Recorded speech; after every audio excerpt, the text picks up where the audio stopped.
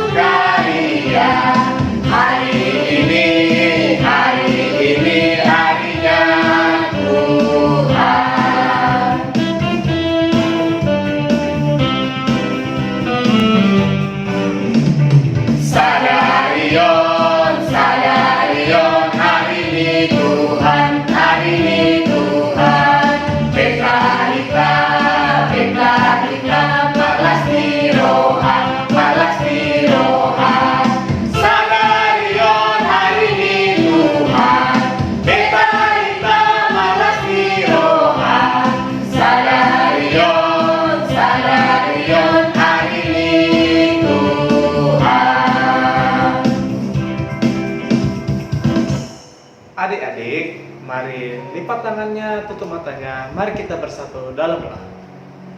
Terima kasih Bapak, hingga detik ini Engkau menyertai kami selalu melalui ibadah virtual kami ini Bapak. Bapak, berkatilah ibadah virtual kami ini dari awal, pertengahan, hingga akhirnya Bapak. Biarlah kasih setiamu menyertai kami selalu Bapak. Bapak, berkati juga firman Tuhan yang akan berkumandang pada ibadah virtual ini. Biarlah firman-Mu bisa kami laksanakan dalam kehidupan kami sehari-hari. Tolong kami Bapak, karena kami orang-orang berdosa. Biarlah Engkau menghapus dosa-dosa kami dan menolong kami dalam kehidupan kami setiap hari Bapak. Terima kasih ya semuanya Bapak, supaya kami selalu layak di hadapan-Mu. Hanya di dalam nama anak-Mu, Tuhan Yesus Kristus, kami berdoa dan mengucap syukur. Amin. Adik-adik, mari kita menyanyi Kasih Yesus.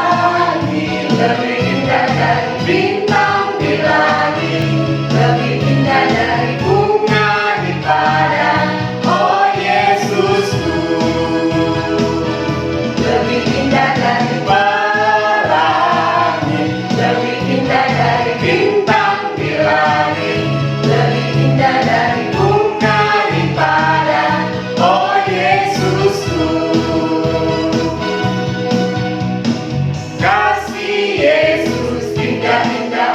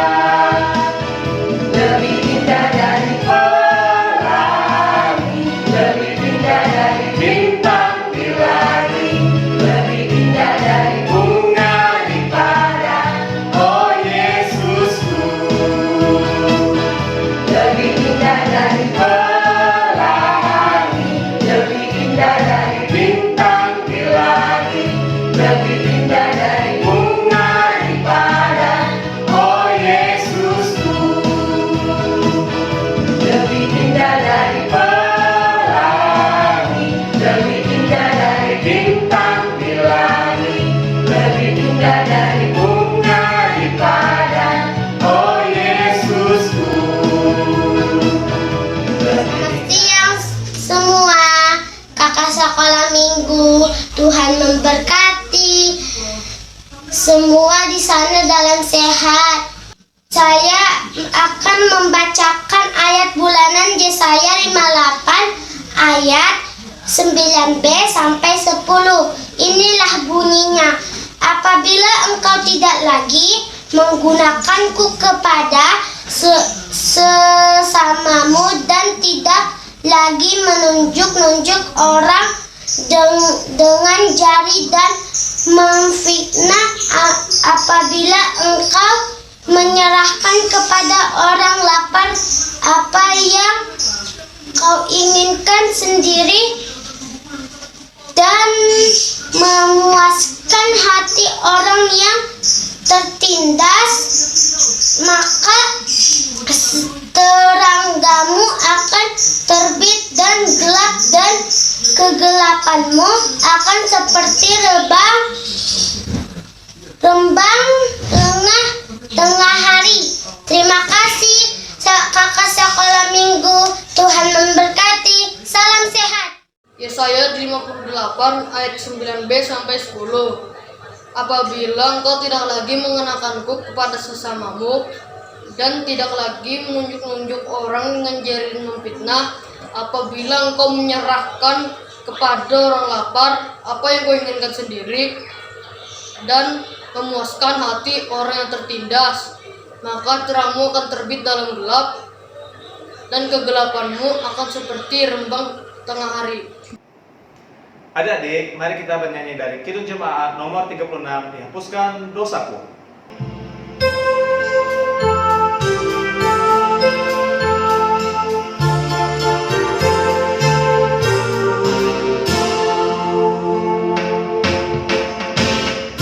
Dihapuskan dosaku hanya oleh darah Yesus.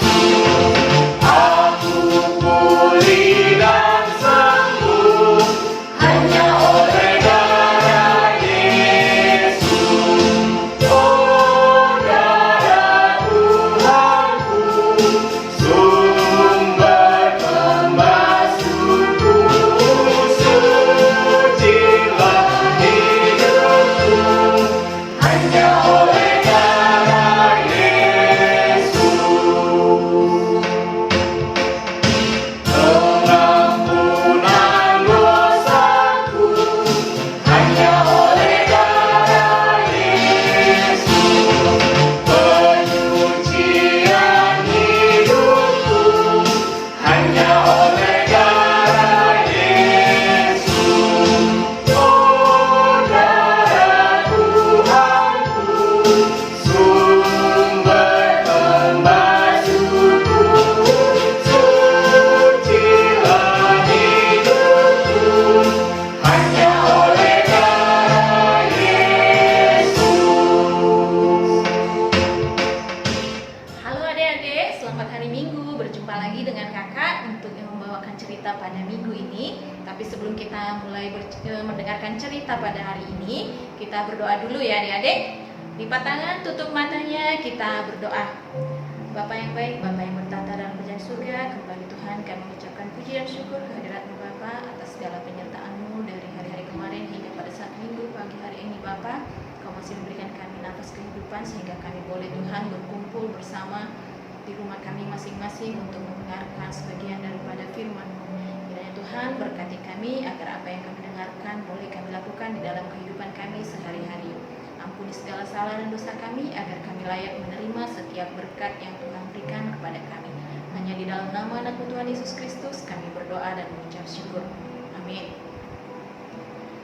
Buka Alkitabnya adik-adik. Untuk nats kita hari ini tertulis dalam Yohanes 1 ayat 8 sampai dengan ayatnya yang ke-10. Nah, kita sama-sama membacanya ya. Yohanes 1 ayat 8 sampai dengan ayatnya yang 10. Jika kita berkata bahwa kita tidak berdosa, maka kita menipu diri kita sendiri dan kebenaran tidak ada di dalam kita. Jika kita mengaku dosa kita, maka Ia adalah setia dan adil, sehingga Ia akan mengampuni segala dosa kita dan menyucikan kita dari segala kejahatan. Jika kita berkata bahwa kita tidak ada berbuat dosa, maka kita membuat Dia menjadi pendusta dan firman-Nya tidak ada di dalam kita. Nah, demikian untuk nasnya adik-adik. Ya. Nah, adik-adik, judul cerita kita pada hari ini itu mau mengakui kesalahan. Nah, adik-adik, kakak mau bertanya dulu sama adik-adik di sini semuanya. Siapa di sini yang nggak berdosa sama sekali? Ayo, ada nggak ya yang nggak berdosa? Kalau kakak sih, kakak pasti berdosa. Tapi tentunya semua juga kita pasti berdosa ya, namanya manusia pasti ada berbuat dosa, ada berbuat kesalahan ya adik-adik. Nah, kakak juga demikian juga kakak, demikian juga mungkin orang tua kita, teman-teman kita, bahkan kita sendiri pasti kita sering dan pernah berbuat dosa ya, baik itu terhadap teman kita, terhadap orang tua kita, terlebih kepada Tuhan kita. Nah, terus kalau nggak pernah berbuat dosa itu berarti dia hidupnya sempurna ya. Ada nggak sih yang di dunia ini yang hidupnya sempurna? Ada nggak adik-adik? Nah, nggak ada ya. Tapi ada satu yang hidupnya sempurna, yaitu nah, itu adik-adik kira-kira tahu nggak sih siapa yang hidupnya sangat sempurna? Iya benar, Tuhan Yesus sangat sempurna dan Dia juga luar biasa bagi kita semua ya adik-adik. Dia rela berkorban, Dia rela mati di kayu salib untuk menebus dosa-dosa kita. Nah, kira-kira kalau kita ditanya, mau nggak kau berkorban untuk temanmu? Kemungkinan adik-adik nggak akan mau kan? Ya nggak ada sih, kakak rasa juga nggak ada. Kakak juga mungkin ya masih mikir-mikir kali ya untuk mau berkorban. Mungkin lihat-lihat dulu apa kira-kira yang bisa yang dia bilang untuk berkorban untuk teman itu apa kira-kira gitu. Mungkin kita masih mikir-mikir. Tapi tidak demikian dengan Tuhan. Dia rela dengan ikhlas, Dia dengan sukacita, karena saking cintanya Tuhan Yesus bagi kita, saking cintanya Dia sama umat manusia, Dia mau disalibkan, Dia mau menggantikan dosa-dosa kita di kayu salib. Nah, karena kematiannya kita akhirnya terbebas dari belenggu dosa.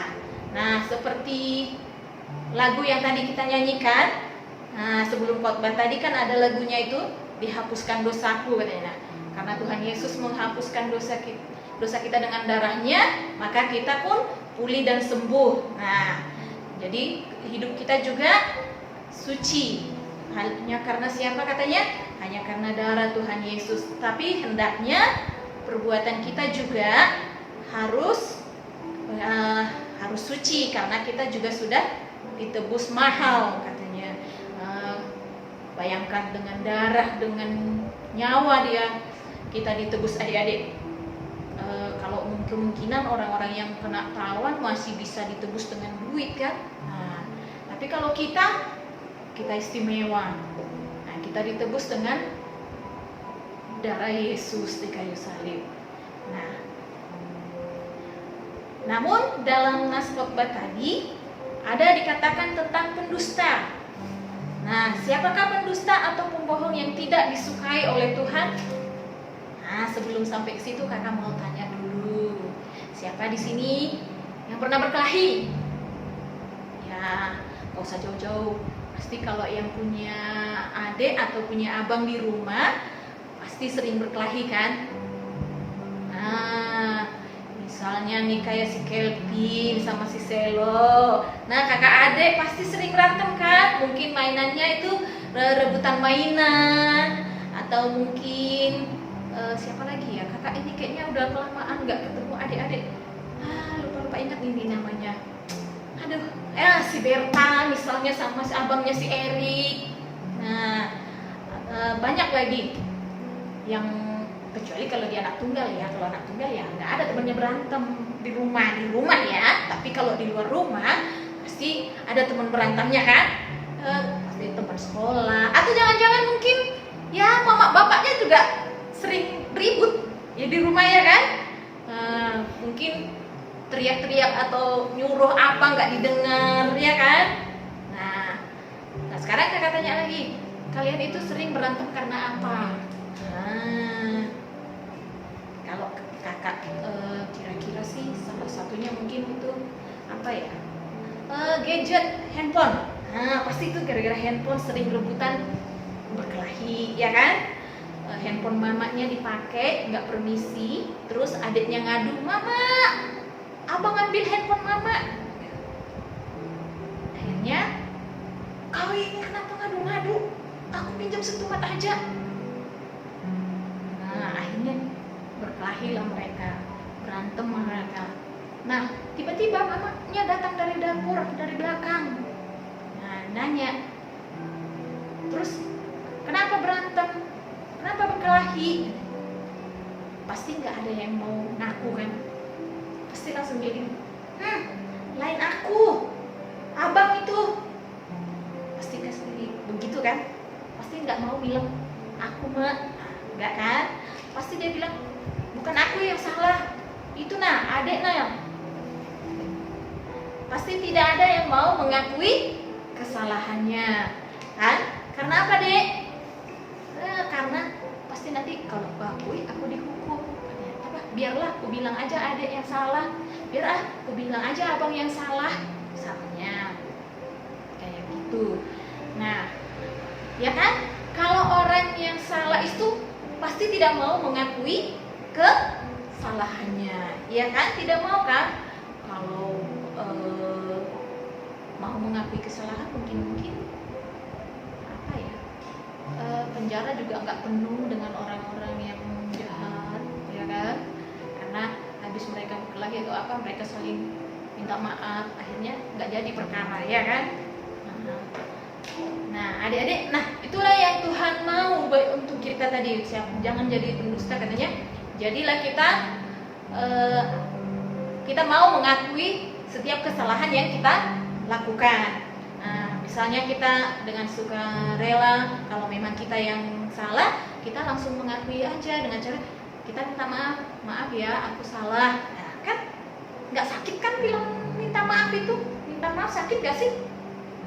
Nah kecuali kalau dijewer mamanya baru sakit. Nah itu sakit, apalagi kalau dikibit, sedikit pulang diambil. Nah itu sakit ya kan adik-adik. Nah tapi kalau kita meminta maaf itu, kita mengakui kesalahan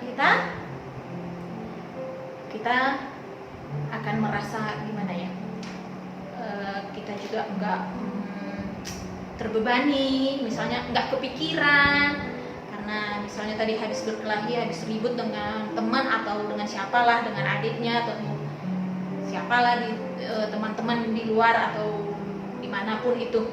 Kalau misalnya kau berbuat salah, tapi habis itu kau mengakuinya, pasti perasaanmu juga gimana? Lega, ya kan? Plong rasanya, nggak ada beban, nggak kepikiran. Ini kalau kita belum mengakui kesalahan kita, pasti sampai rumah mikir-mikir lagi.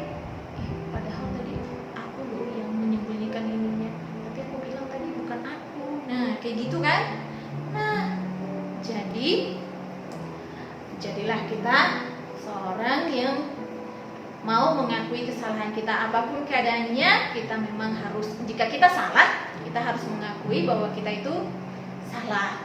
Nah, supaya Tuhan juga senang melihat kita, supaya kita juga menjadi anak-anak kesukaan.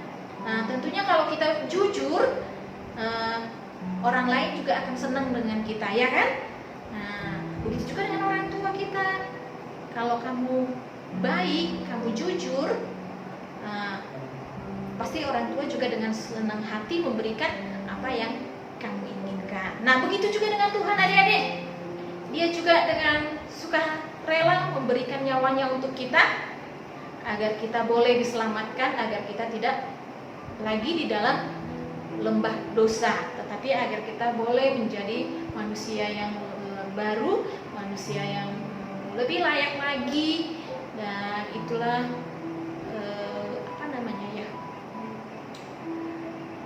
pokoknya kita boleh menjadi anak-anak kesukaan buat Tuhan. Jadi apa sih ya?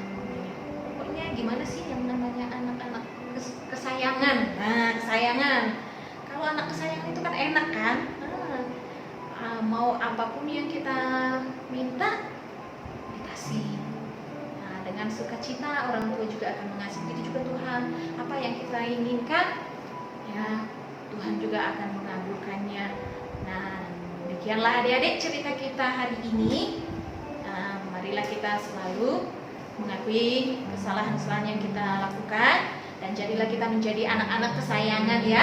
Terlebih juga kesayangan teman, kesayangan guru, kesayangan kakak-kakaknya, kesayangan orang tua, terlebih kesayangan Tuhan, dengan cara kita mau melakukan segala perintah-perintah Tuhan. Nah, demikianlah adik-adik cerita kita hari ini. Kiranya boleh kita lakukan dalam kehidupan kita sehari-hari. Nah, sebelum kita berdoa dulu untuk menutup cerita kita pada hari ini. Kita bersatu dalam doa. Bapa yang baik, Bapa yang bertata di surga, kembali Tuhan kami mengucapkan puji syukur kehadiran Bapa atas segala berkat-Mu, dan kami juga Tuhan telah mendengarkan sebagian daripada firman-Mu Tuhan yang mengajarkan kami untuk kami boleh mau Tuhan mengakui segala kesalahan kami, dan kami juga Tuhan boleh mengakui segala dosa-dosa kami dengan segala kerendahan hati kami di hadapan-Mu ya Bapa. Ajarlah kami Tuhan agar kami selalu boleh menyenangkan hati-Mu Bapa. Ampuni segala salah dosa kami Tuhan, agar kami layak menerima tiap berkat yang Tuhan berikan kepada kami. Hanya di dalam nama Tuhan Yesus Kristus kami berdoa dan mengucap syukur. Amin. Adik-adik, mari kita bernyanyi Aku Senang Jadi Anak Tuhan.